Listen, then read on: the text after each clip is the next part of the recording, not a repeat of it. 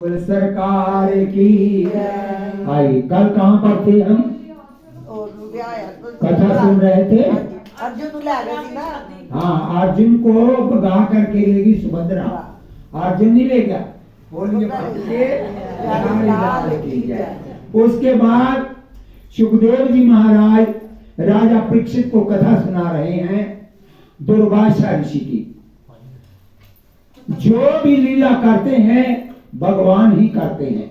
भगवान ने अपनी याद में जितने भी उसके वंश के थे पोतरे उसके, उन सब को बुद्धि को बदल दिया। और एक दिन उन्होंने इतना सोमरस पी लिया कि अपने आप की होश नहीं रही। और ऐसा करते करते उनको एक मजाक सूझा। सांब के पेट के ऊपर उन्होंने लोहे का बाटा बांध दिया, ऊपर से ब्लाउज साड़ी पहना दी और चले गए दुर्वासा ऋषि के पास।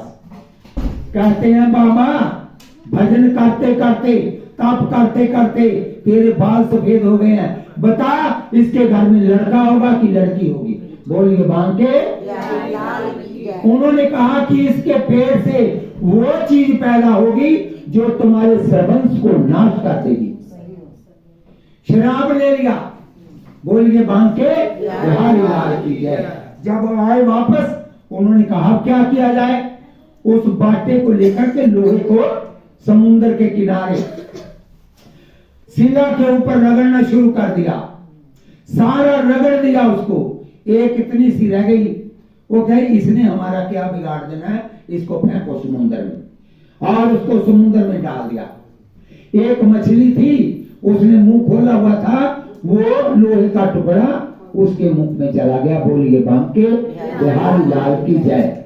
और फिर वो जो रगड़ा हुआ था उसका चूर्ण उसकी घास बन गई। घास बन गई। वो बड़े बड़े बुच्चे होते हैं नहरों के कंडे पर, तो वहां पर सरकंडे, और वो उग गए। और जब वो हम उसके पास से जाएं हाथ भी लगा तो चीरा दे देती है। उन्होंने वो मदरा पिया हुआ था और उसी को उखाड़ उखाड़ करके एक दूसरे के ऊपर मारने लगे। सब आपस में एक दूसरे पर मर गए। और एक पोतरा बचा था उसका, भगवान कृष्ण का। वो फिर वृंदावन में पहुंचा था। वृंदावन में जाकर के वो देख रहा था अपने दादा की निशानियों को। और उसने वहां पर 5 मंदिरों का निर्माण किया। उनके पोतरे ने 5 मंदिरों का निर्माण किया। बोलिए बांके बिहारी लाल की जय। बोलिए वृंदावन बिहारी लाल की जय। राजा परीक्षित ने पूछा महाराज मेरे जो परदादा थे, परदादा कृष्ण, ये राजा परीक्षित सुखदेव जी से पूछ रहे हैं मेरे जो ये बताओ कि भगवान कृष्ण ने अपने सर्वंश को नाश क्यों करवाया? सुखदेव जी ने कहा कि कल युग आने वाला था और इसलिए भगवान कृष्ण ने सोचा कि मैं इन सब को अपने जाने से पहले ही भेज दूं वैकुंठ लोक में। बोलिए वृंदावन बिहारी लाल की जय। उसके बाद भगवान कृष्ण गए प्रभास क्षेत्र में। उनके पैर में पद्म रेखा थी। वो एक टांग को दूसरी टांग पर रखकर बड़े विश्राम से बैठे हुए थे। तो एक वही बहेलिया उसने मछली पकड़ी थी। जब उसको फाड़ा तो उसमें से वो लोहे का टुकड़ा निकला था। उसने उस टुकड़े को तीर के साथ लगा दिया, क्योंकि वही बाटे का जो था ना लोहा, उसी से सारे सर्वंश का नाश हुआ। दुर्वासा ऋषि भगवान शंकर के अवतार हैं। उनको क्रोध बहुत जल्दी आ जाता है। और उसी लोहे से भगवान कृष्ण का भी शरीर त्यागा गया। जब भगवान कृष्ण का शरीर त्यागा गया तो उनकी जगह पर ये भागवत पड़ी हुई थी। भगवान ने विदुर जी को कहा था कि मैं संसार को छोड़कर जा रहा हूं और इस भागवत में मेरा स्वरूप रहेगा। उसके शरीर को, जो शरीर था उसको तो जलाया गया, और उनका जो दिल था ना भगवान का, वो नहीं जला था, उसको फिर समुद्र में फेंक दिया था। बोलिए बांके। ये जो आती है ना रथ यात्रा, इस्कॉन वालों की नहीं, ये भगवान की है, जगन्नाथपुरी की। उसमें सुभद्रा, बलराम और कृष्ण, ये 12 साल बाद बनती है, जब 2 सावन पड़ते हैं और उसमें एक नदी में एक लकड़ आती है बड़ी लंबी दरख्त की, और उसको पकड़ते हैं, फिर उसको चीर करके ये 3 मूर्तियां बनाई जाती हैं, और वो जो उनका दिल था वो उस मूर्ति में रखा जाता है। 12 साल बाद ये मूर्ति फिर बदलती है, उस पहली मूर्ति से दिल निकाल करके तो दूसरी में पड़ते अभी भी। और जो द्वारकापुरी का ऊपर झंडा है, अगर हवा इधर की हो तो झंडा उल्टा उल्टा चलता है, ये भी ध्यान रखना। ये भगवान की लीला नहीं, उसकी करामात नहीं तो और क्या है। बोलिए वृंदावन।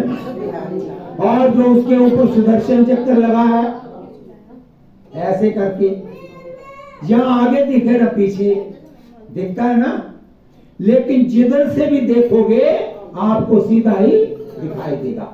बोलिए वृंदावन बिहारी लाल की जय, बोलिए लाडली लाल की जय। भगवान कृष्ण का जब गोलोक धाम को चले गए, अर्जुन बहुत रोया। अर्जुन ने फिर वहां जो उसकी रानियां पटरानियां थी, जो भी थे, उन सबको रथों पर बिठा करके कहते चलो आपको हस्तिनापुर ले चले। विदुर जी उधर यात्रा करके आ रहे थे। विदुर जी को पता था कि भगवान कृष्ण मातलोक को छोड़ करके गोलोक को चले गए हैं। वहां से आकर के कहां गए? हस्तिनापुर, विदुर जी। लेकिन उन्होंने जाकर पांडवों को नहीं बताया। कहते मैं पहले बता दूंगा तो उनका मन दुखी होगा। वो आए सीधा धृतराष्ट्र और गंधारी के पास गए, क्योंकि धृतराष्ट्र और गंधारी जब उनका पूरा परिवार, पूरा खानदान उनका खत्म हो गया, अब रहने लगे युधिष्ठिर जी के पास। युधिष्ठिर जी उनकी बहुत इज्जत करते थे, बहुत मान करते थे। विदुर जी आए, बोले क्या कर रहे हो? बोले बैठा हूं, मेरे जो भतीजे हैं वो मेरी बड़ी सेवा करते हैं। क्या सेवा क्या करते हैं? तेरी तो वो बेइज्जती करते हैं, तेरी तो वो बेइज्जती करते हैं। तुम कहते हो मेरी इज्जत करते हो। इतना बड़ा महाभारत करवाने के बाद, सबको मरवाने के बाद, फिर उनके टुकड़े पर पड़ रहे हो आप, ये आपकी इज्जत है? ये बोला विदुर जी ने। बोले फिर अब क्या करूं? रात के 12 बजे विदुर जी ने कहा आप ये हस्तिनापुर छोड़कर जाओ, मतलब जंगल में चले जाओ, जाकर के वहां तप करो, अपने शरीर का त्याग करो। रात के 12 बजे कहता मैं तो अंधा हूं, कैसे जाऊंगा? उन्होंने कहा गंधारी की पट्टी खोल दो, इसको दिखता है, ये तेरी बांह पकड़ के तेरे को ले जाएगी। गंधारी और धृतराष्ट्र वहां से चले गए। जब जब समय आता है, कहते हैं जगह नहीं चलकर आती, इंसान चलकर जाता है कि कहां उसका शरीर त्यागा जाएगा। आपके पैर के नीचे, आपके हाथों से कोई जीव जंतु मर जाता है तो वो कोई पाप नहीं होता, क्योंकि उसका लिखा है किसके हाथों से मरना है। बोलिए बांके बिहारी लाल की जय। नहीं तो घरों में हम मच्छरों की दवाई नहीं छिड़कते और कॉकरोच को मारने के लिए। और जब पंप चलाओ तो बोलो श्री राम जय राम जय राम, श्री राम जय राम जय राम, श्री राम जय राम श्री राम जय राम जय राम, बोलो जय जय राम जय जय राम, बोलो जय जय राम जय जय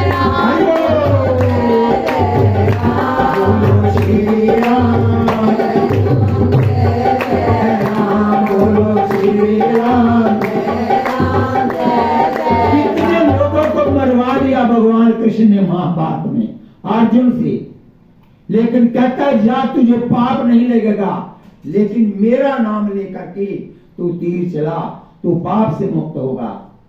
इसलिए मैंने कहा हम भी फौज मार रहे हैं पंप के साथ, तो यही बोलो श्री राम जय राम जय जय राम। वो जीव है, उसके कान में आवाज पड़ेगी, वो सुनते हैं, ऐसे करो तो वो भी भाग जाते, इसका मतलब सुनता है वो।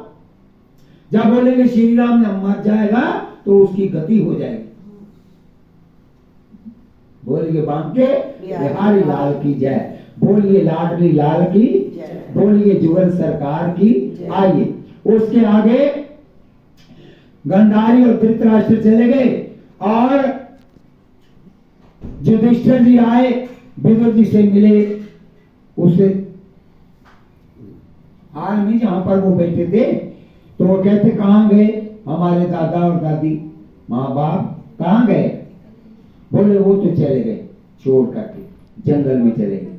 अरे कैसे चले गए? कहते मुझे रात के 12 बजे चले गए। बोले मैं उनको ढूंढने जाऊंगा।